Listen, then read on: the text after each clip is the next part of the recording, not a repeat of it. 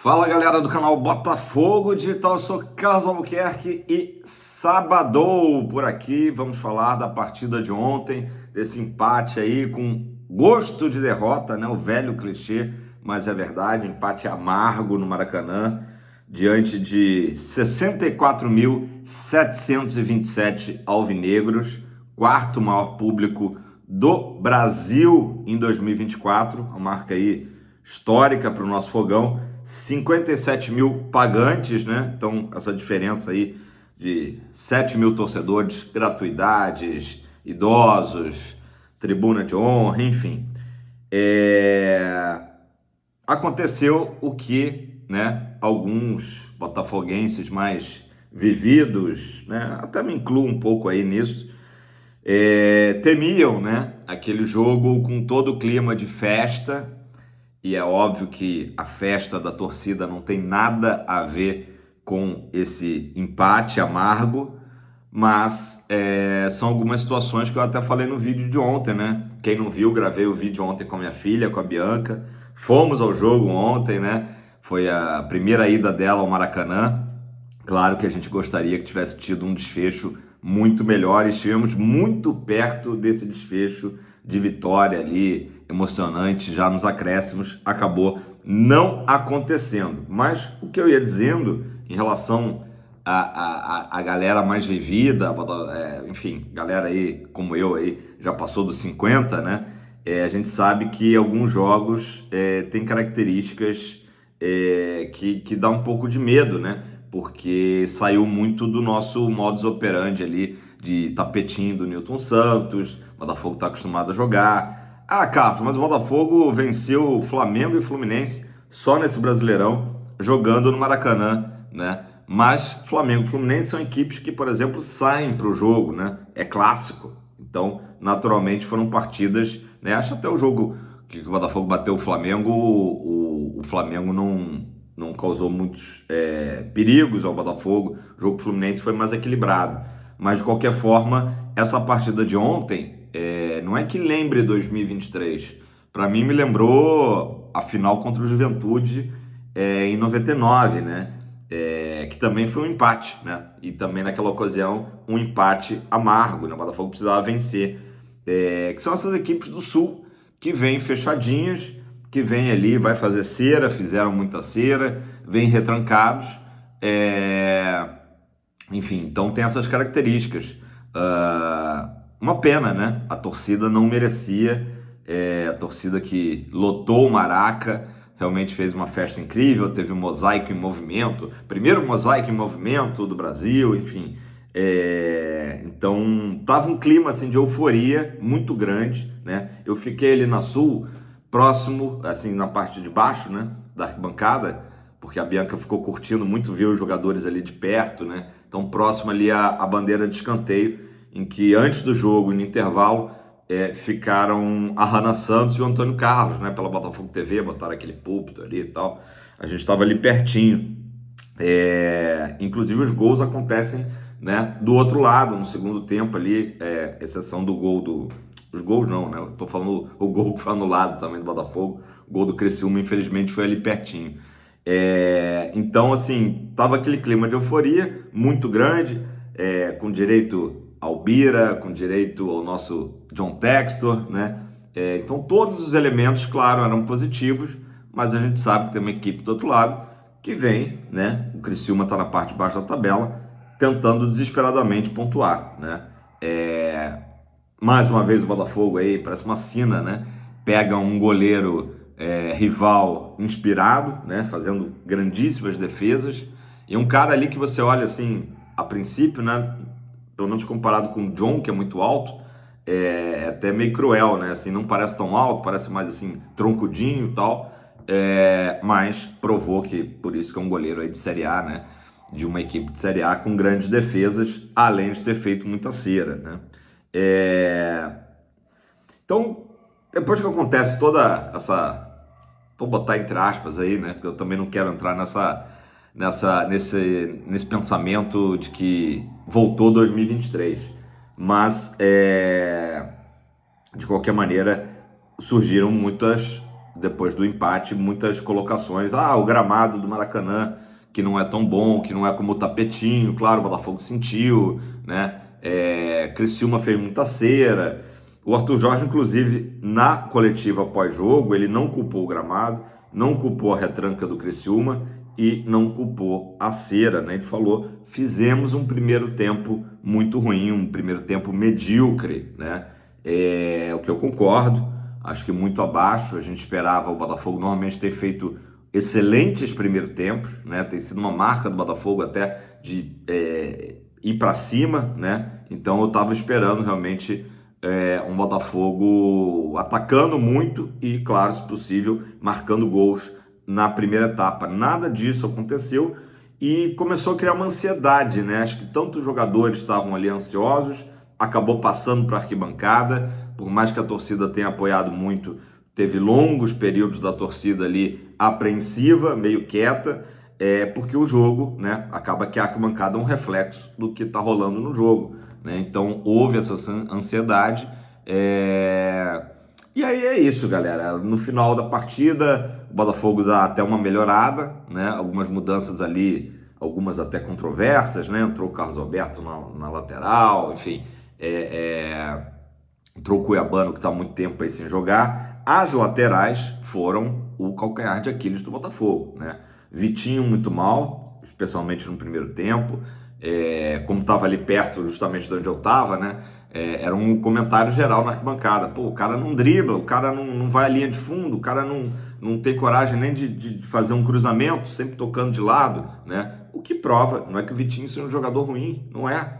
Já fez bons jogos pelo Botafogo, mas está sem confiança, né? Está sem confiança. O Arthur Jorge explicou por que o Matheus Ponte ficou fora até dos relacionados. Matheus Ponte, que é um garoto, mas vinha fazendo bons jogos até, fez bons jogos, né? Nunca chegou a comprometer, né? Tinha os haters do Matheus Ponte. Alguns meses atrás, eu lembro até que esse jogo com o Criciúma do primeiro turno, que eu assisti lá com a galera do Movimento Ninguém Ama Com a Gente, né? Que teve ali, botou um telão, enfim, assisti junto com ele. A galera, tinha um cara que estava perto de mim que xingava o Matheus Ponte o tempo todo. E com o tempo a gente viu que esse torcedor estava errado, que o Matheus Ponte é um garoto que vem sendo preparado, né? Que vem dando conta do recado. Acontece depois a situação do Damian Soares, né? Que era uma espécie de mentor do Matheus Ponte em termos, digamos, de experiência, né? E, enfim, Matheus Ponte ontem não estava relacionado. O Arthur Jorge explicou que isso se deveu ao fato de que o Botafogo já tinha 6 defensores relacionados, então acaba sendo aquela, né, escolha de Sofia, né? Não, é difícil, não ia botar um 7º defensor, enfim. Então por isso acabou fora. Acho que o Alex Telles e o Vitinho...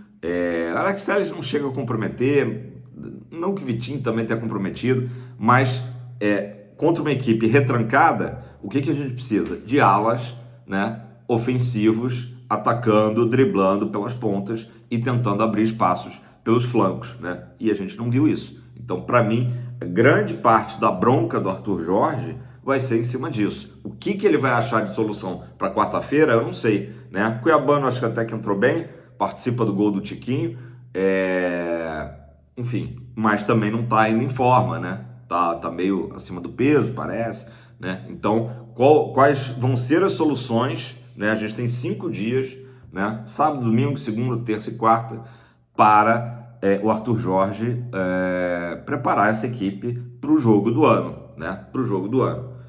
A gente tenta sempre ver, ó, metade do copo aqui, tá mais da metade, 75% do copo cheio, né? Que é isso. O jogo mais importante é o de quarta. O de ontem, a gente está num Brasileirão que, querendo ou não, faltam 8 rodadas, 4 jogos fora, 4 jogos em casa. Desses em casa, o clássico com o Vasco no Newton Santos, né? Então são 8 decisões que teremos. Na Libertadores, temos uma primeira decisão na quarta-feira, um jogo que o Botafogo vai enfrentar uma equipe que, além do preto e amarelo, igual ao do Criciúma, vai jogar retrancada, vai fazer mais cera que o Criciúma, se é que isso é possível, né? Vai jogar fechadinho, então o desafio vai ser o mesmo, só que dessa vez vai ser no nosso tapetinho e o Botafogo precisa, claro, levar uma vantagem, nem que seja um gol, que seja uma vitória para decidir um pouco mais tranquilo. Nada vai ser tranquilo nessa semifinal. Preparem o remedinho, a água com açúcar, né, o maracujá, preparem, mas levar alguma vantagem para Montevidéu, para a gente, né, dar um respiro. Então, como disse meu amigo Depp, né, Pedro Depp, como sparring, o Criciúma foi perfeito. O Botafogo vai enfrentar exatamente uma retranca, um time que não vai buscar o jogo, né, que vai... O Criciúma teve até algumas chances, não foi só o gol não, né? O gol, claro, uma desatenção total, sei que vocês estão esperando eu falar do gol, né? O Luiz Henrique perde a bola, o Gregory podia ter, né, chegado junto ali na marcação melhor, enfim, uma bobeira total, que inclusive o Alexander Barbosa, né, deu uma entrevista muito franca depois do jogo falando que ficou puto, né? Ficou puto, foram as palavras do Alexander Barbosa, que o Botafogo não pode tomar. Eu tenho certeza que no vestiário, né, já teve, se não teve já bronca do Arthur Jorge, essa bronca vai vir no Lonier, né, no primeiro treino aí amanhã, e no vestiário teve jogadores realmente se cobrando. Não tenho dúvidas disso, porque o Botafogo não pode fazer um gol, né, achar um gol com o Tiquinho Soares, né, nos acréscimos, ali foram 9 minutos, depois teve mais 1 minuto, né, de acréscimo, e tomar um gol em seguida, com menos de 1 minuto depois, tomar o gol de empate, né? Ainda teve depois o gol do próprio Barbosa, anulado por mão. Eu vi muito rapidamente em vídeo, né? Como eu falei, eu estava do outro lado do Maracanã, então ali era impossível de, na hora, ver exatamente bateu ou não bateu. Até conto com os comentários de vocês. Agora que eu vou acabar o vídeo, que eu com calma vou assistir os lances na televisão, beleza? Eu falei do Tiquinho, né? Tiquinho... mais uma vez, ele é um cara muito direto, né, nas palavras. Ele falou, fiquei feliz, claro, por quebrar esse jejum de gols, que já perdurava aí um tempo, mas a questão toda é que quarta-feira é guerra, né? Parafraseando aí o próprio grito da torcida do Botafogo ali, que ficou no final ali, a torcida sentiu muito, né, o golpe, a torcida acusou o golpe. Uma pena, Maracanã estava cheio de famílias, muitas crianças, né? Foi uma experiência ali diferente, né? Como eu falei, muito tempo que eu não ia ao Maraca, então eu e a Bianca fomos de metrô, né? Então foi toda aquela experiência raiz, o metrô lotado na ida, na saída também, né? Mas na ida principalmente os vagões lotados, que foi ali tipo sardinha em lata, né? Mas um mar de camisas alvinegras, então essa parte toda aí extra-campo foi maravilhosa, né?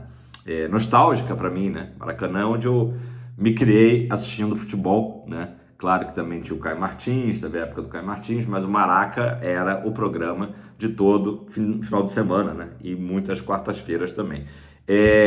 Pessoal, vamos lá.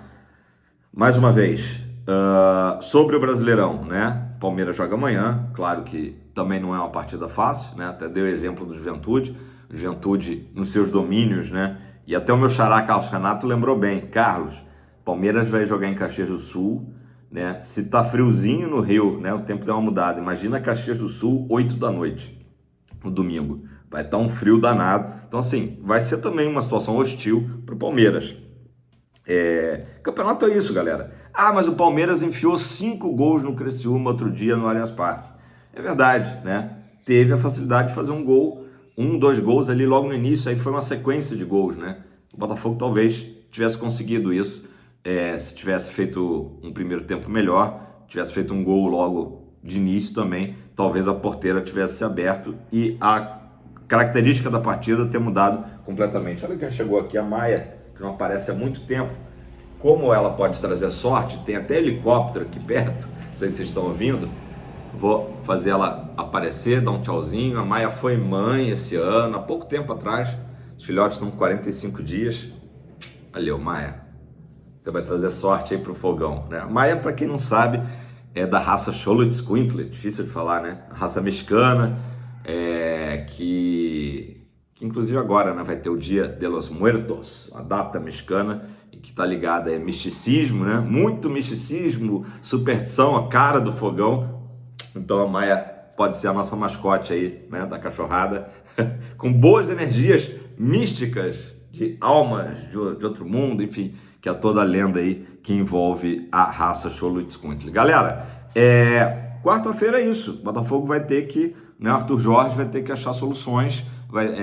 Eu acho que se a gente puder, mais uma vez, ver o lado positivo desse tropeço, né, desse empate com sabor de derrota, não entrar num clima de euforia. De repente, se o Botafogo tivesse enfiado 3-0 no Criciúma, claro que estaríamos todos felizes, eufóricos, né?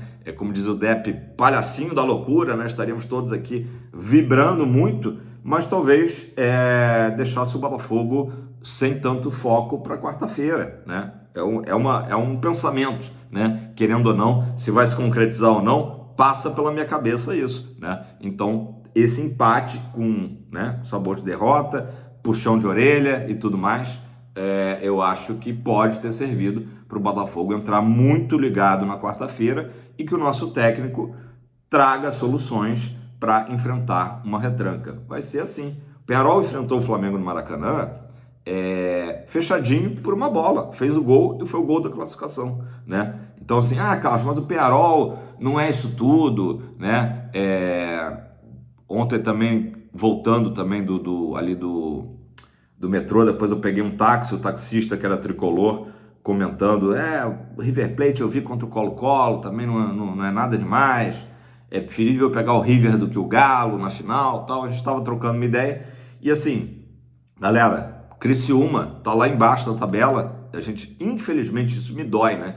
De 6 pontos disputados, fizemos 1 ponto, né? E eles fizeram 4 contra a gente, foi um 4-1, digamos assim, né? Uma vitória e um empate.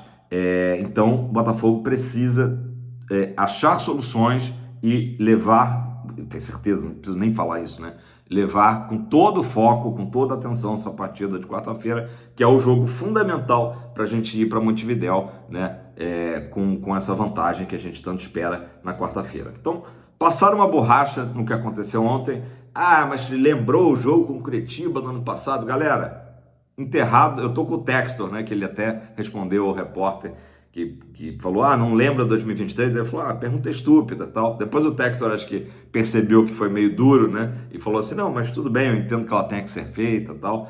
E o Textor, ele às vezes é meio, né, até, não vou usar a palavra folclórico, mas às vezes ele até é um cara assim, polêmico, né, nas suas falas, mas ele mais uma vez foi muito assertivo, né? Foi uma noite daquelas que o goleiro adversário fez defesas com a ponta dos dedos, mesmo o Botafogo não tendo jogado bem, né, ele classificou como uma lição, né, uma lição dura e cruel que o Botafogo teve ontem à noite no Maracanã, né? Não merecia, esses 64 mil torcedores não mereciam, mas assim é o futebol, por isso que ele é encantador. Eu não gostaria de estar falando isso, queria estar aqui vibrando com vocês. Seguiremos líderes, mesmo que o Palmeiras vença amanhã, tá? Importante dizer isso. O Botafogo enfim, chegou a 61 pontos, o Palmeiras tem 57, então o Palmeiras ganhando vai a 60, ficará a 1 ponto do Botafogo. Então é isso, galera. Bom sábado, né? Tentar pensar em outras coisas, curtir com a família, curtir com os filhos, curtir com os netos, curtir com as namoradas, namorados, enfim. Façam aí do seu sábado um sábado leve, né? E a gente volta a pensar em Botafogo amanhã.